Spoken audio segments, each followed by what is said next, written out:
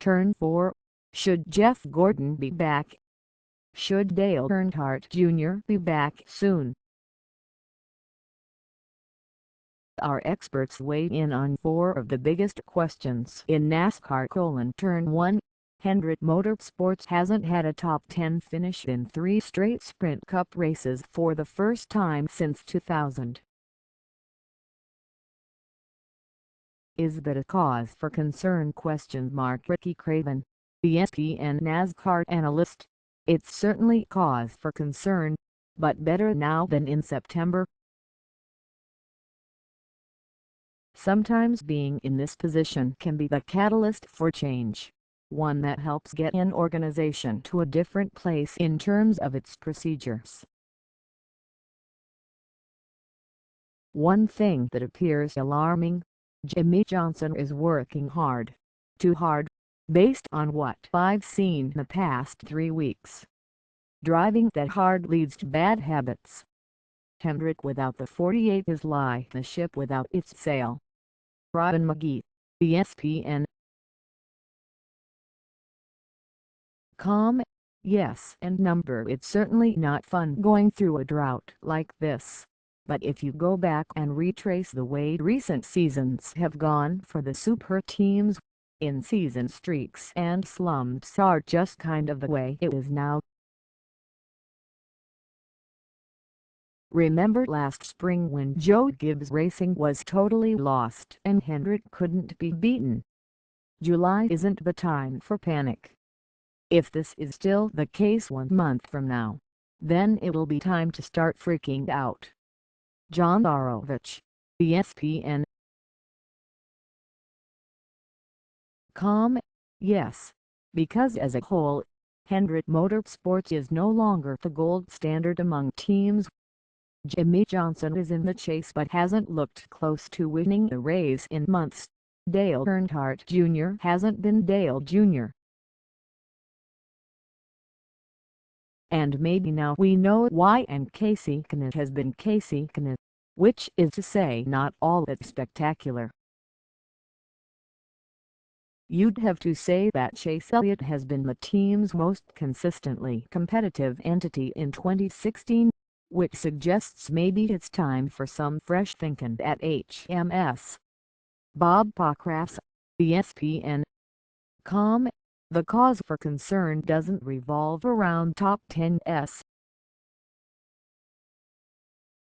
The cause for concern: Hendrick has won only 2 races this year. This organization doesn't strive for top 10s. This organization strives for wins. It should have some concern but no panic. It doesn't appear that far off, and Jimmie Johnson has to experiment, as he should, for the chase. This organization should rely on its depth and good people and have faith it will land on something that will make it more competitive with the Toyotas and Stewart-Haas Racing.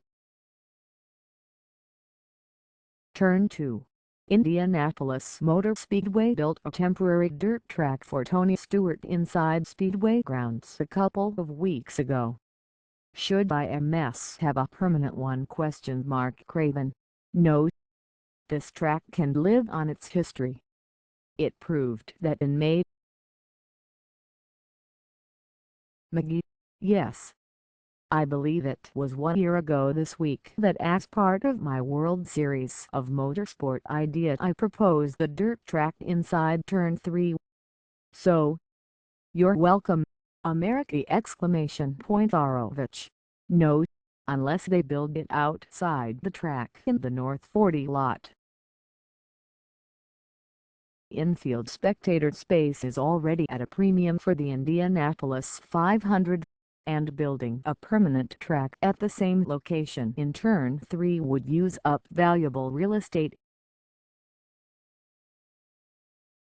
The entire infield of IMS could use a reorg, but I don't believe another racetrack should be part of the plan.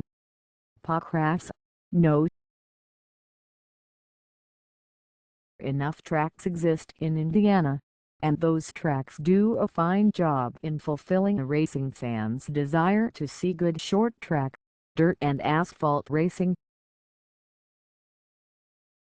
Indianapolis Motor Speedway should partner with those tracks for promotions so they all can energize race fans.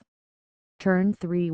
Should Jeff Gordon even have considered coming back to replace Dale Earnhardt Jr.? Or should he not even think about getting in a Sprint Cup car again? Craven. Jeff is the ultimate substitute for Hendrick Motorsports this weekend. Beyond handy? I just don't know. It depends on how much he has missed it. If the desire to compete has been front and center the past 6 months, cool. Jeff Gordon at 44 is still better than 85% of the drivers in today's field. McGee. I'm not going to be very popular with this answer, but I always win when retired drivers come back. I love Jeff Gordon. I love the idea of Gordon winning another Brickyard 400. But there's always an uneasiness that I feel in these situations. It's no secret that some percentage of the reasoning for Gordon hanging up his helmet was that he wanted to walk away while he could still walk away. Part-time rides at high-speed racetracks, even when shared among all-time greats, always feel like they have more opportunities for downside than benefits. Oreovicz. Not my call to make, but I think he should have stayed on the sidelines. My guess is that two things swayed him. 1.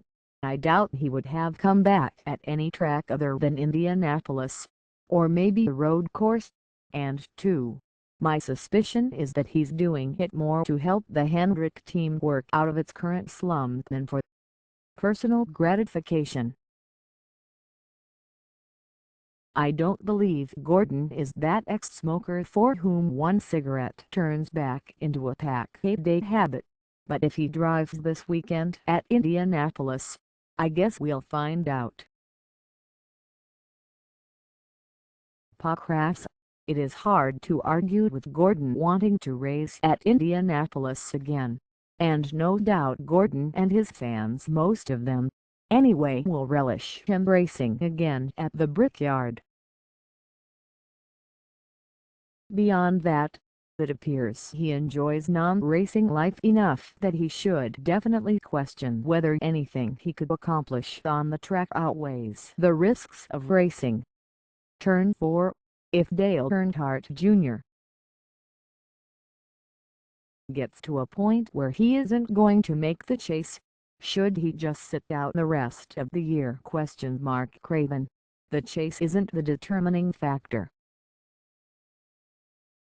It's how long do the symptoms last while you are outside the car. If they persist another 3 or 4 weeks, I would shut it down. With the off-season you would have 6+ months to heal and prepare for a solid 2017. The risk of another concussion changes the dynamic going forward. I believe you require more time the older you get, not just because of your age, but the cumulative effect of impacts. McGee. Yes.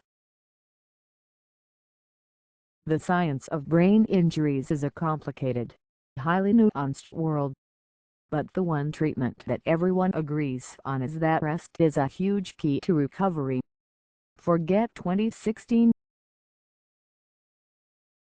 Give yourself a chance to come back and run the 2017 Daytona 500, not to mention live the rest of your life at as close to 100% as possible. Oreovicz. Yes. As we have learned from football and other contact-intensive sports, head injuries are not to be trifled with. Rest is important, but even more critical is protecting the brain from additional blows during a period of healing. Athletes across the spectrum of sports want to play hurt out of a sense of duty to their teams and fans, so it takes great courage on the part of someone like Earnhardt to admit he might be having a problem preventing him from performing at his best. He correctly understands that his long-term quality of life is more important than winning a NASCAR championship, and if that means sitting out the rest of the season or even retiring, I hope fans will support his decision. Pockrass: sitting out appears as the logical thing to do it. Doctors tell him that additional rest would help Earnhardt's readiness for 2017,